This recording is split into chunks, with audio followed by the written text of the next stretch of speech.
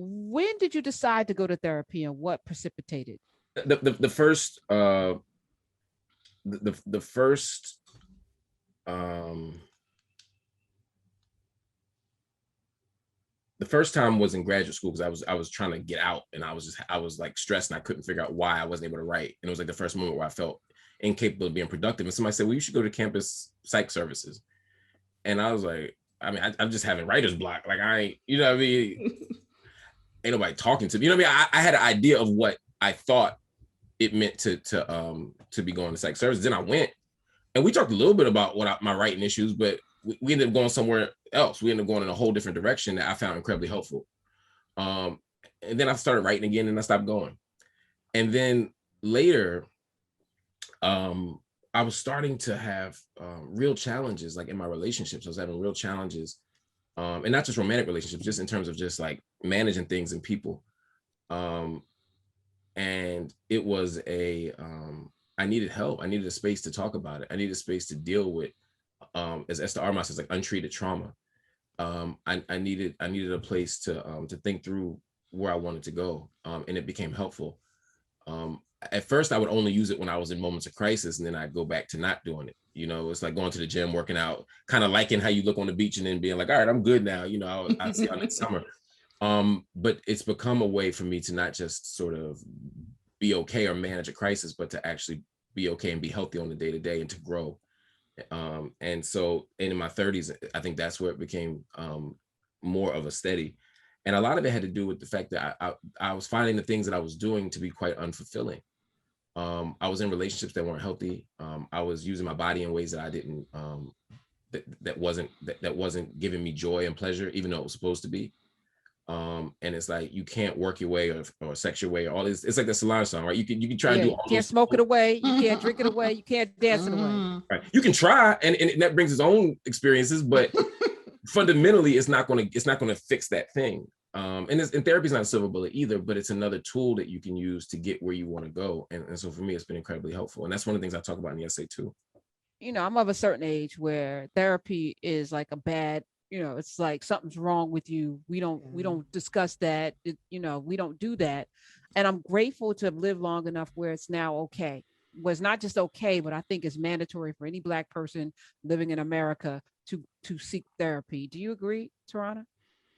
I do. I think that even if you haven't had personal trauma, which most people can't escape, the reality of being Black and alive and conscious in this country is that you experience trauma. Like I said, if we, the summer, people stop paying attention when it's not in the news, but we live in these hoods, we live in the neighborhoods, we have Black families. So it's not just the person you see, the George Floyd you see, it's my cousin who gets pulled over by the cops and my nerves is bad because I don't want nothing to happen. You know what I mean? It's whatever. It's the constant threats that we have against our basic everyday lives, and watching even things happen in the government during this last administration, when these decisions that are being made are going to adversely affect your folks first.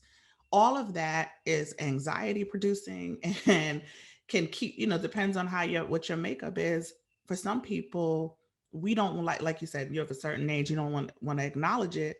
But the truth is, we are ticky, as my friends just said.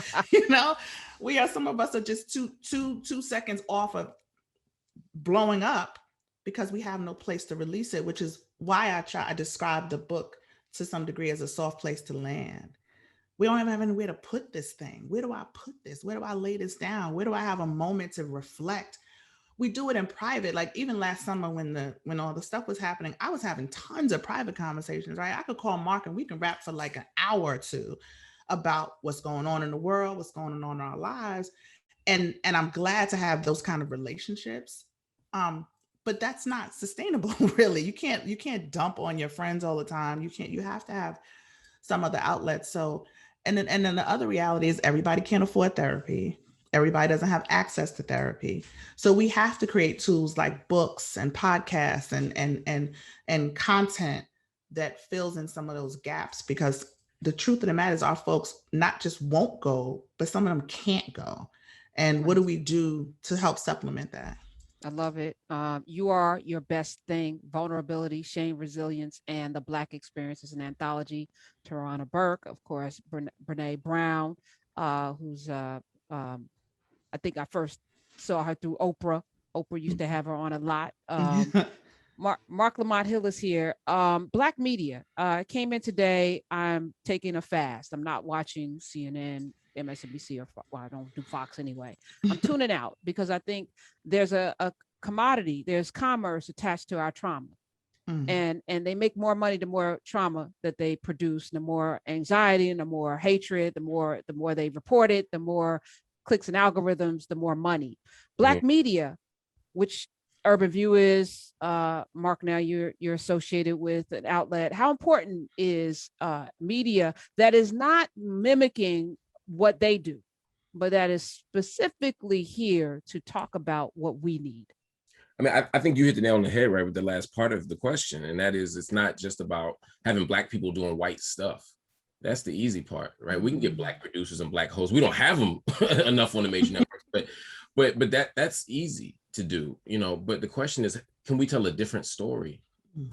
Can we ask different questions? Can we spotlight different things? So I don't want to just tell the story of Black people who get killed. I don't want, when I host Black News Tonight, you know, I never show the body actually being killed. I never show the gun hitting the person, because I don't want, that's not what I want my mom and auntie to see when they watch TV. That's not what I want the kids to see.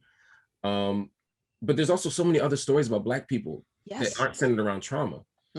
And so, you know, having space for Black joy and having segments on Black joy is so important. I mean, I was looking last week on Black News Tonight, and I'm not plugging the show as much. I'm just saying, like, plug it. You're here. Plug what you do, please. But like we had Chantrell Lewis on last week, who has a wonderful new documentary. I'd rather plug their stuff. You know, like this wonderful new documentary on My Mother's Garden, which is about relationships with Black women and their mothers, which is complicated and nuanced and tricky and sometimes painful. And Tarana's in it, and Brittany Cooper's in it, and all these people are in it, and it's amazing. And it's like, that's what we should be talking about, right? We make content, we make books, we have films, we do all kinds of stuff, and so much of the media isn't about that. It's only about our trauma and our reaction to white people's reaction to our trauma. And so I want to do both. I want to tell those stories differently, but I also want to add new stories to the pile, and that's what Black media allows us to do on our own terms if we do it right. We even have Black Captain Americas and superheroes. Look at that. All right. Marc Lamont Hill, if you had a magic wand and could create the world that you want to live in, what would it look like? I think about Kiese Layman's book, Heavy, which I'm about to cry just thinking about it, right? I know. To me, it's the best memoir I've read in the last 50 years. Until you read mine. Right, that's next. I'm trying to tell you. Just kidding. Not out yet. Tarana's not out yet. I haven't had the opportunity to read the early version yet. But you already know. Based on the cover. No, I'm not even being funny. Like, it's the best cover I've maybe ever seen. So the book can't be. I'm judging this book. Wait, do you have a copy of the cover? So I have a copy. I'll show it to you. Hold on a minute. Okay. We'll pull it out while he's talking. Okay. But one of the things Kiese Layman talks about is a desire for good love, healthy choices, and second chances. Good love, healthy choices, and second chances. When I think about the world that I want to see, I think about one that's filled with good love. That means at the interpersonal level, how we love each other, how we take care of each other. You walk to the world, you meet some trifling, terrible ass people. And you could whether it might be somebody in the registrar's office at the university, it might be somebody at the line at Chick-fil-A, it could be somebody on the bus, it could be somebody in a corporate room. You just like, yo, you haven't been loved well. Like, you could just tell, you know what I mean? And we carry so much harm and trauma and pain. And good love for me is about those having healthy relationships with each other, also with ourselves, right? Being able to learn to love ourselves well, right? And also at the structural level, they say justice is what love looks like in public, right? So good love plays out in all these different levels. Healthy choices, right? People make bad choices often because they don't have access to good choices. What would it mean to know that because you are loved well, you can choose this type of relationship? Because you know that we care about your body, you can choose this type of food, right? Healthy choices. Black people just walk around eating fried chicken all the time. I mean, I do, but I also make healthy choices when I have access to them, right? If we have community gardens, if we have food subsidies, we make different choices. You know, if we have more information, we make healthier choices, right? And so giving people access to healthy choices personally, structurally, et cetera, is important. And then finally, second chances. Mhm. You know, the world is filled with people who get second chances. It's so often not the vulnerable. You know, so many poor people don't get second chances. So many Black folk don't get second chances. So many women don't get second chances. So many trans folk don't get second chances. At the structural level, the societal level, the legal level, when you look at differential sentencing, when you look at all these things, but it's also how we engage each other, right? Can we figure out a way to love each other so well that we can forgive each other the way we forgive people who have done way more harm to us? You know, I think about second chances at that level, and giving ourselves second chances, right? Which is part of what the book allows us to do when we talk about shame.